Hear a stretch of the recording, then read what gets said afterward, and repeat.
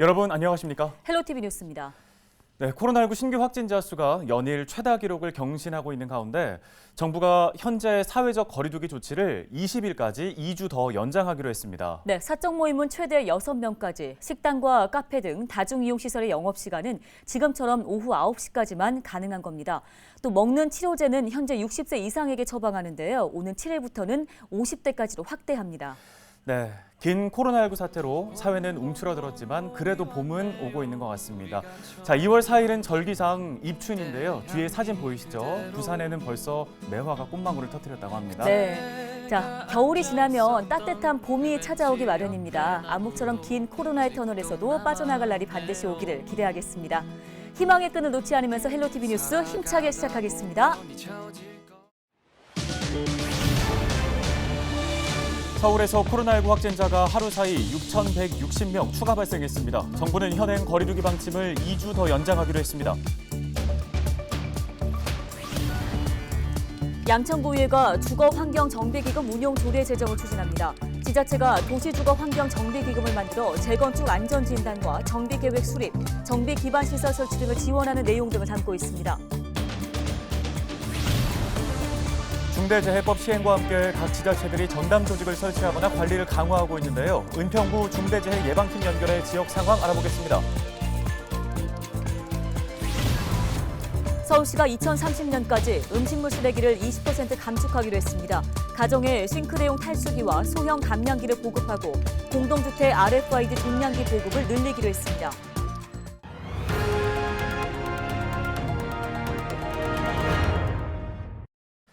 예, 먼저 코로나 소식입니다. 서울의 코로나19 신규 확진자가 처음으로 6,000명대를 기록했습니다. 4일 0시 기준 서울의 신규 확진자는 6,160명으로 양천에서 329명, 은평에서 185명이 발생했습니다. 연령별 확진자는 20대가 24.4%로 가장 많았고 30대가 17.2%, 40대가 15.7%, 10대가 14.4%로 뒤를 이었습니다. 서울시 재택치료자는 재택치료가 시작된 이래 가장 많은 25,554명을 기록했습니다. 방역당국은 위험 요인과 선행 국가들의 사례를 고려해 현재 거리두기를 2주 더 연장하기로 결정했습니다. 오늘 20일까지 식당과 카페 등의 다중이용시설의 영업시간은 오후 9시까지, 또 사적 모임은 최대 6인까지 가능합니다. 또 오는 7일부터는 먹는 치료제의 처방 대상이 기존 60세 이상에서 50대까지로 확대됩니다. 양천구의회가 지자체가 재건축 안전진단 비용을 지원하는 내용의 조례 제정을 추진합니다. 양천구의회는 4일 제291회 임시회 1차 본회의를 열고 양천구 도시주거환경정비기금 운영관리조례안 등 10건의 안건을 상정했습니다. 양천구 주거정비기금 운용조례안은 유영주 의원이 대표 발의한 것으로 도시주거환경정비기금을 설치해 안전진단과 정비계획 수립, 정비기반 설치 등을 지원하는 내용을 담고 있습니다. 양천구의회는 오는 10일까지 상임위원회별로 안건을 심사하고 11일 2차 본회의를 열어 상임위를 통과한 안건을 처리할 예정입니다. 다음 소식입니다. 산업 현장에서 중대한 사고가 발생했을 때 경영 책임자나 기관장에게 책임을 묻는 중대재해법이 지난달 말부터 시행에 들어갔습니다. 은평구가 전담 조직을 설치해 선제 대응에 나섰는데요. 네, 은평구청 자치안전과의 윤옥진 중대재해예방팀장을 전화연결해서 관련 이야기 나눠보겠습니다. 팀장님 안녕하십니까? 예, 안녕하세요. 중대재해예방팀장입니다.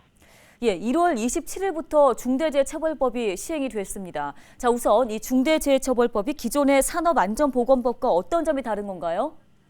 중대재해처벌법은요, 사업 또는 사업장이나 공중이용시설 및 공중교통수단을 운영하거나 인체에 해로운 원료나 제조물을 취급하면서 안전보건 확보에 대한 조치 의무를 이행하지 않았을 경우 인명사고가 났을 때 사업주, 경영책임자, 공무원 및 법인의 처벌 등을 규정함으로써 중대재해를 예방하고 시민과 종사자의 생명과 신체를 보호하고자 제정된 법률이라고 생각하시면 됩니다. 그리고 기존의 산업안전보건법과 좀 다른 점은 기존의 산업안전보건법은 전 사업장에 대해 적용을 하였으나 중대재해처벌법은 5인 미만의 사업장은 제외되었습니다. 그리고 처벌 대상에서는 산업안전보건법에서는 산업재해에 대해서만 사업주를 대상으로 처벌 사항을 규정하고 있었으나 중대재해처벌법에서는 안전보건 의무주체를 개인이나 법인의 사업주에서 경영 책임자까지 확대해서 책임 범위를 넓혀놨고요. 또한 처벌 수준에 있어서는 재사고 시 자인은 종전 1억 원에서 최고 10억 원까지, 법인은 종전에 10억 원에서 최고 50억 원까지 양별 규정을 강화하였으며 중대재해로 손해를 입은 사람에 대해서는 그 손해액의 5배까지 배상 책임을 지도록 규정하였습니다. 이 경우 다만 손해배상은 고의 및 중대한 과실의 정도와 의무행위, 위반 등에 대한 종합적인 상황을 고려한 법원의 판단이 필요할 것으로 보입니다. 예, 이에 맞춰서 은평구가 전담 조직인 중대재해 예방팀을 설치했죠. 앞으로 어떤 역할을 수행하게 되는 겁니까? 예, 저희 구는 1월 17일자로 자치안전과 소속으로 팀장 1명과 팀원 4명으로 별도의 조직이 구성되었고요. 저희 전담 조직에서는 전체 사업 또는 사업장을 총괄 관리하는 조직으로 사업장 모든 안전 및 보건에 관한 업무를 전담 조직에서 직접적으로 수행한 것은 아닙니다. 다만 경영 책임자를 보좌하고 기관의 안전 보건에 관한 컨트롤 타워 역할에 중점을 두고 각 사업장에서 안전 및 보건 조치 등 안전 보건 관리를 제대로 하고 있는지를 확인하고 지원하는 등의 그런 역할을 수행하게 되겠습니다. 네, 이 중대재해처벌법은 무엇보다 사고 예방에 중점을 두고 있는 건데요. 안전 보건 관련 사고를 예방하기 위해서 산업 현장에서 가장 우선시해야 할 점은 어떤 거 있을까요? 예, 중대재해처벌법이 시행되면서 각 사업장에서 좀 부담을 많이 갖고 있는데요. 중대재해처벌법은 산업 현장과 공중이용 시설 등으로 인한 인명사고가 발생하지 않도록 각종 재해 예방 활동 강화를 위해 경영 책임자가 적극적인 관심을 가지고 예산과 인력 등에 대한 지원을 아끼지 말라는 취지의 법률이거든요. 그래서 우선 재해 예방에 필요한 인력, 예산 등을 점검하고 법령에 따른 안전보건관리 체계를 구축하고 발생 가능성이 높은 유해, 위험 요인을 사전에 파악함으로써 재고 통제하는 등 각 사업장 실정에 맞게 재해방 대책을 수립해 놓은 것이 가장 우선적으로 해야 될 일이라고 생각합니다. 네, 오늘 말씀 여기까지 듣겠습니다. 은평구청 자치안전과 윤옥진 중대재해 예방팀장이었습니다.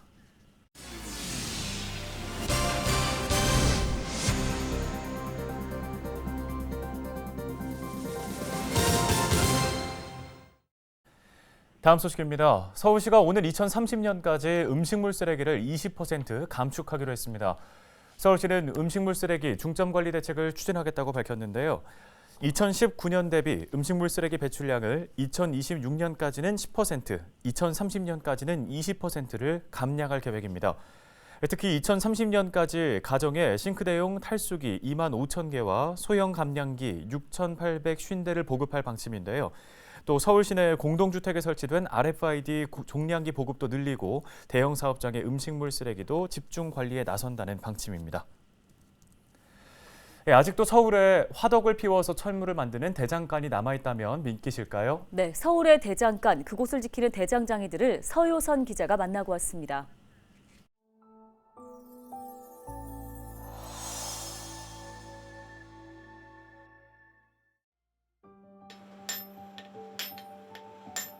서울 은평구 수색동. 대장간 작업 소리가 거리의 아침을 깨웁니다. 20년 넘게 이 자리를 지켜온 형제 대장간의 하루는 언제나 화덕 불 피우기로 시작합니다. 보통 이제 7시 반 정도에 문 열고요. 한 11시 반? 그때쯤 이제 점심 먹고 이제 계속 일하다가 겨울에는 6시, 여름에는 한 7시 반? 그 정도에 끝나죠. 화덕의 열기가 오르자 본격적으로 시작되는 작업.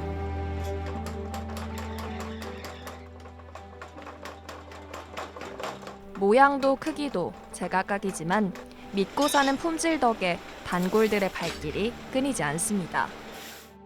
손도끼 사러 왔어요. 여기는 기계적으로 만드는 게 아니고 두들겨서 만드는 거 써보면은 기계적으로 만드는 거하고 여기 산 거하고는 틀려요.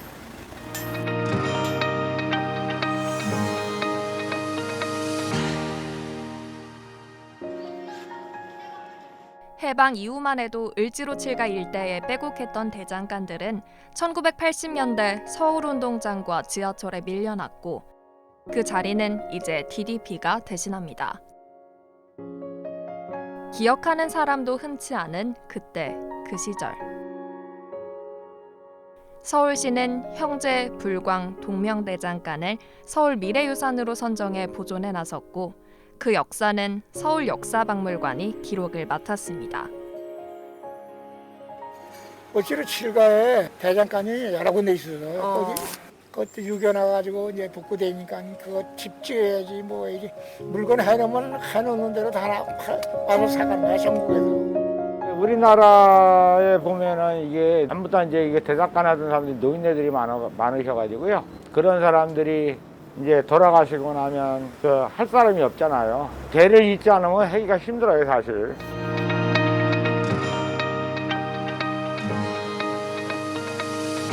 배우려 하는 사람이 적기에 수제자와 아들은 귀하기만 합니다. 어렸을 때부터 손 쓰는 걸 좋아했어가지고 이제 그쪽 관련을 알아보다가 이왕이면은 남들이 잘 안 하는 거 그런 걸 하고 싶었어요.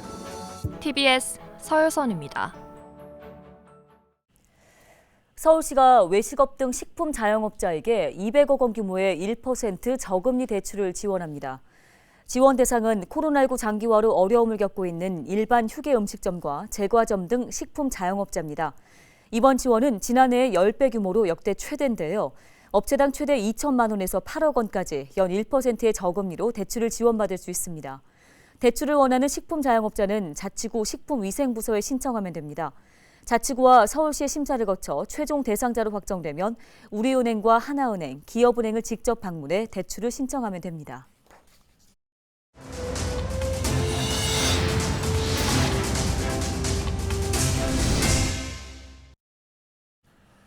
오늘 헬로티비 뉴스는 여기까지입니다. 네, 시청해주신 여러분 고맙습니다.